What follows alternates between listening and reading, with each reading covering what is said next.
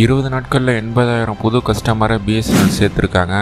அதாவது சேர்த்துருக்காங்கன்றோட சேர்ந்துருக்காங்கன்னு சொல்லலாம். ஏன்னு பார்த்தீங்கன்னா பிஎஸ்என்எல்லுக்கு எதுவும் விலை அதிகரிப்பு பண்ணலை கடந்த மாதம். ஆனால் ஜியோவும் ஏர்டெல்லும் பார்த்தீங்கன்னா 25% கிட்ட விலை அதிகரிப்பு பண்ணிட்டாங்க உங்களோட ரீசார்ஜ் பிளான். இது எல்லாருக்கும் தெரிஞ்சது தான். அப்படி எதுக்கிட்ட திருப்பி சொல்கிறேன்னு கேட்கலாம்.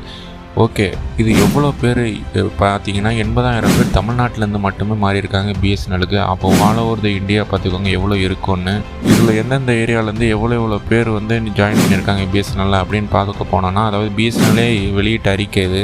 ஜூலை 30 வரைக்கும் நிலவரப்படி பார்த்திங்கன்னா திருச்சியில் 16,500 பேர் புதுசாக ஜாயின் பண்ணியிருக்காங்க.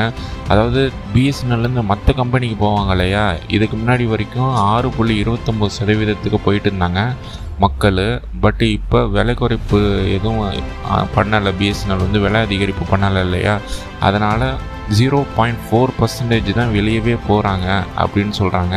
ஸோ 6%லேருந்து 0.4ன்றது எவ்வளோ கம்மி. இப்போ அதாவது மக்களே அதிகமாக போகலன்னு சொல்லணும்.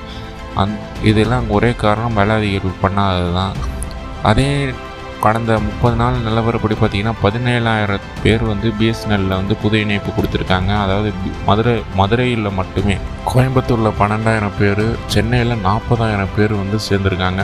ஸோ மொத்தமாக 80,000 பேர் பிஎஸ்என்எல்லில் ஜாயின் பண்ணியிருக்காங்க. இதுதான் பிஎஸ்என்எல் வெளியிட்ட அறிக்கையில் அவங்க கொடுத்துருக்கிற டீட்டெயில்ஸ்.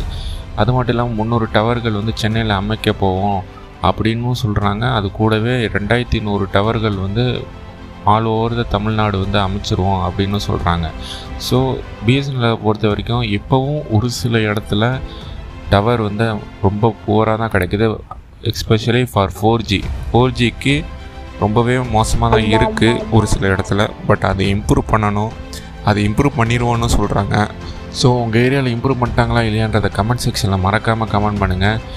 ஏன்னா நம்ம சேனலில் சப்ஸ்கிரைப் பண்ணாமல் நிறைய பேர் பார்த்துட்டீங்க. சப்ஸ்கிரைப் பண்ணிங்கன்னா உங்களுக்கு இந்த மாதிரியான மொபைல் கேஜெட் டெக்னாலஜி பற்றின உடனுக்குடன் டீட்டெயில்ஸ் வரும். புதுசாக நீங்கள் மொபைல் வாங்க போகிறீங்கன்னா நம்ம சேனலில் உடனுக்குடன் லேட்டஸ்ட் என்ன மொபைல் இருக்கோ அதை பற்றின வீடியோ வரும்.